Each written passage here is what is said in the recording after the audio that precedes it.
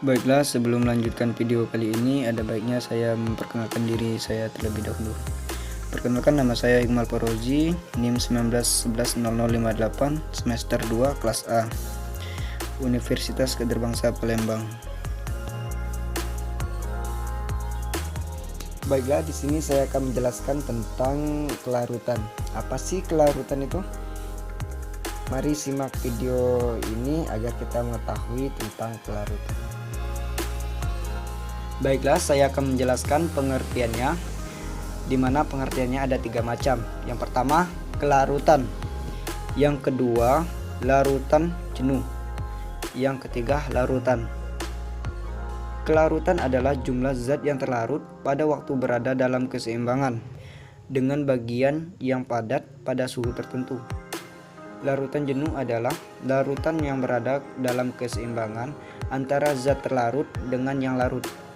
Larutan adalah suatu campuran homogen antara dua zat biasanya, atau yang dimaksud di sini adalah zat padat dan minyak larut dalam air. Beberapa istilah yang perlu kita ketahui dari Farmakope Indonesia adalah sangat mudah larut,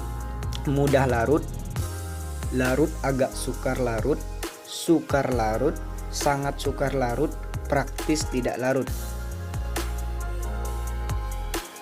Mekanisme kelarutan. Kelarutan terjadi dalam 3 tahapan. Tahapan pertama, molekul solut atau obat dihilangkan dari kristalnya. Tahapan kedua, terbentuk rongga di dalam molekul pelarut. Tahapan ketiga, molekul solut masuk ke dalam rongga tersebut. Mekanisme solvent polar. Solvent polar dengan tetapan dielektrik yang tinggi menurunkan gaya atraksi antara ion bermuatan berlawanan dengan kristal Mys NaCl. Solvent polar memutuskan ikatan kovalen elektrolit kuat dengan reaksi asam basa, terjadinya ionisasi. Solvent polar mampu mensolvat molekul dan ion melalui gaya interaksi dipol, khususnya pembentukan ikatan hidrogen yang menyebabkan kelarutan zat. Interaksi ion dipol antara garam natrium oleat dengan air. Solvent nonpolar. Yang pertama, melarutkan solut nonpolar dengan tekanan internal yang sama melalui interaksi dipolinduksi.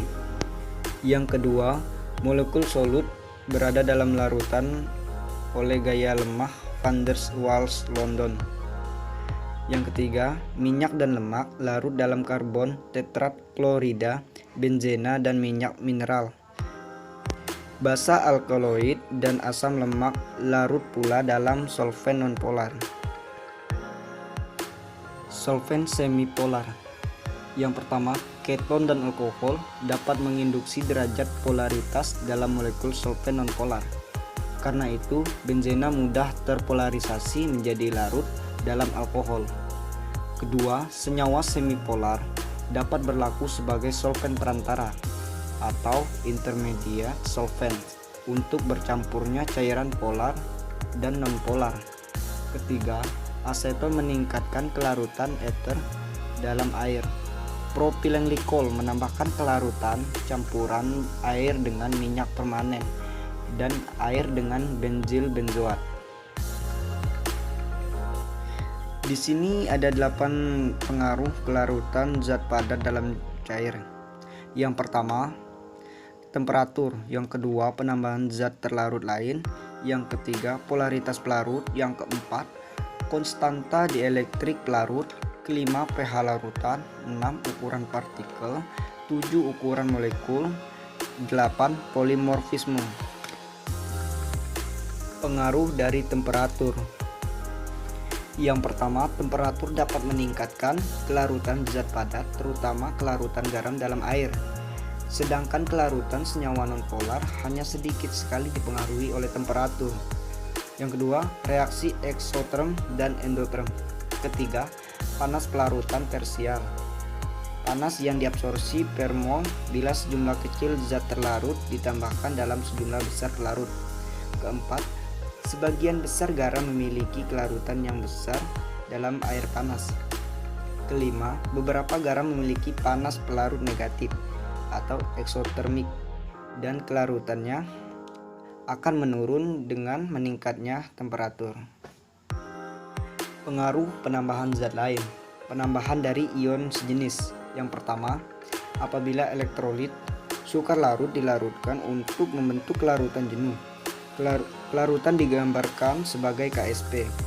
Yang kedua, kelarutan menurun dengan adanya ion sejenis, meningkat dengan penambahan ion tidak sejenis. Pengaruh penambahan zat lain. Penambahan dari surfaktan. Yang pertama, surfaktan merupakan molekul amfifilik yang tersusun dari bagian polar atau hidrofilik, dengan kata lain head, dan bagian nonpolar atau hidrofobik, dengan kata lain tail. Yang kedua, bagian kepala dapat berupa anionik, kationik, zwitterion atau dipolar, dan nonionik. Ketiga, bagian ekor merupakan senyawa hidrokarbon rantai panjang. Keempat, pada konsentrasi rendah dalam larutan berada pada permukaan atau antar muka larutan dan memberikan efek penurunan tegangan permukaan. Yang kelima, pada konsentrasi di atas konsentrasi misel kritis atau KMK membentuk misel atau agregat kolidal yang berperan dalam proses solubilisasi miselar. Keenam, suatu pelarut spontan yang terjadi pada molekul zat yang sukar larut dalam air melalui interaksi yang reversibel dengan misel dari surfaktan dalam larutan sehingga terbentuk suatu larutan yang stabil secara termodinamika. Pengaruh pH. Yang pertama, kelarutan senyawa terionisasi dalam air sangat dipengaruhi oleh pH, sedangkan kelarutan senyawa non-elektrolit yang tidak terionisasi dalam air hanya sedikit dipengaruhi oleh pH. Yang kedua, untuk senyawa yang terionisasi atau elektrolit seperti asam karboksilat atau Ha, kelarutan merupakan fungsi dari pH. Yang ketiga, peningkatan pH dapat meningkatkan kelarutan senyawa asam lemah, dan penurunan pH dapat meningkatkan kelarutan senyawa basa lemah. Keempat, penentuan pH optimum untuk menjamin kelarutan yang jernih dan keefektifan terapi yang maksimum. Kelima, contoh dari pengaruh pH. Yang pertama, asam silsilat, atropin sulfat, tetrakain HCl, sulfonamida, fenobarbital, Na. Ada 3 macam pengaruh dari polaritas pelarut. Yang pertama, polaritas molekul pelarut dan zat terlarut dapat mempengaruhi kelarutan. Yang kedua, molekul zat terlarut polar akan terlarut pada pelarut polar. Yang ketiga, molekul zat terlarut nonpolar akan terlarut dalam pelarut nonpolar. Pengaruh konstanta dielektrik ada 2. Yang pertama, senyawa hidrofobik meningkat kelarutannya dalam air dengan adanya perubahan konstanta dielektrik. Pelarut yang dapat dilakukan dengan penambahan pelarut lain atau kosolven.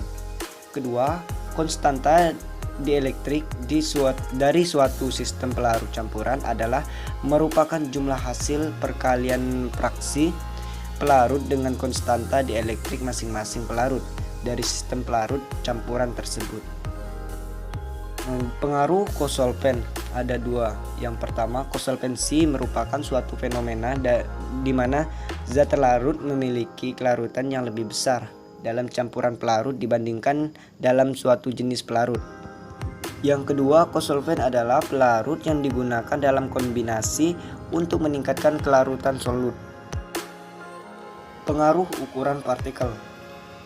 Ukuran partikel dapat mempengaruhi kelarutan karena semakin kecil partikel, rasio antara luas permukaan dan volume meningkat. Meningkatnya luas permukaan memungkinkan interaksi antara solut dan solvent lebih besar. Pengaruh ukuran molekul. Di sini ada 3 pengaruh ukuran molekul. Yang pertama, semakin besar ukuran molekul, semakin berkurang kelarutan suatu senyawa. Kedua, semakin besar ukuran molekul zat terlarut, semakin sulit molekul pelarut mengelilinginya untuk memungkinkan terjadinya proses pelarutan. Ketiga, dalam hal senyawa organik atau percabangan akan meningkatkan kelarutan, karena semakin banyak percabangan akan memperkecil ukuran molekul, sehingga mempermudahkan proses pelarutan oleh molekul pelarut. Pengaruh polimorfisme. Yang pertama, polimorfisme adalah kapasitas suatu senyawa untuk terkristalisasi menjadi lebih dari satu jenis bentuk kristal. Kedua, perubahan dari satu bentuk kristal ke bentuk yang lain adalah reversible. Proses ini disebut enantiotropik. Ketiga, bentuk polimer dapat mempengaruhi warna, kekerasan, kelarutan, titik leleh, dan sifat-sifat lain dari senyawa. Yang keempat, karena titik leleh merupakan salah satu faktor yang mempengaruhi kelarutan, maka polimorf akan memiliki kelarutan yang berbeda. Nah, di sini ada definisi dapar dan komposisi larutan dapar. Dapar adalah senyawa-senyawa atau campuran senyawa yang dapat meniadakan perubahan pH terhadap penambahan sedikit asam atau basa. Larutan dapar merupakan kombinasi asam lemah dengan basa konjungsinya atau basa lemah dengan asam konjungsinya. Formulasi larutan dapar ada 3. Yang pertama, pilih asam lemah yang memiliki pKa mendekati nilai pH agar diproses kapasitas dapar yang maksimal. Kedua, hitung perbandingan asam dan garam yang harus dibuat. Ketiga, tentukan konsentrasi asam dan garam untuk memperoleh pH yang diinginkan. Dapar di bidang farmasi. Syarat pH larutan parenteral. Yang pertama, tidak jauh berbeda dengan pH cairan tubuh yang bersangkutan. Kedua, kapasitas dapar yang dimilikinya memungkinkan penyimpanan lama dan dapat menyesuaikan dengan pH cairan tubuh, yaitu 7,4. Kelarutan gas dalam cairan adalah konsentrasi gas yang terlarut saat berada dalam kesetimbangan dengan gas murni di atas larutan. Nah, di sini ada kelarutan tergantung pada yang pertama tekanan. Tekanan gas di atas cairan naik maka kelarutan bertambah. Yang kedua, suhu. Suhu naik, kelarutan gas turun. Ketiga, adanya garam. Penambahan garam atau elektrolit membebaskan gas terlarut. Keempat, reaksi kimia. Gas tertentu karena memberikan reaksi kimia, kelarutannya menjadi lebih besar. Misal, hidroklorida, amonia, dan karbon dioksida. Yang kelima, kelarutan gas dalam cairan dapat dinyatakan oleh koefisien serapan Bunsen atau volume gas dalam liter yang larut dalam 1 liter solvent padat, tekanan parsial 1 atm, suhu tertentu. Faktor-faktor yang mempengaruhi kelarutan ada 4. Yang pertama, luas permukaan molekul. Obat mempengaruhi kelarutan sebab penempatan molekul solut dalam rongga solvent. Atau tahap 3 membutuhkan sejumlah kontak solut solvent. Kedua, semakin besar molekul solut, maka semakin besar pula rongga yang dibutuhkan dan jumlah kontak. Ketiga, untuk molekul sederhana, kelarutan akan turun dengan kenaikan luas permukaan molekul. Keempat, TD larutan dan TL padatan, keduanya menunjukkan kekuatan interaksi antara molekul dalam larutan murni dan pada bentuk padat. Umumnya, kelarutan dalam air turun dengan naik TD dan TL. Baiklah, mungkin hanya ini yang bisa saya sampaikan. Semoga saja bermanfaat bagi kita semua. Saya akhiri, wabillahi taufiq hidayah. Wassalamualaikum warahmatullahi wabarakatuh.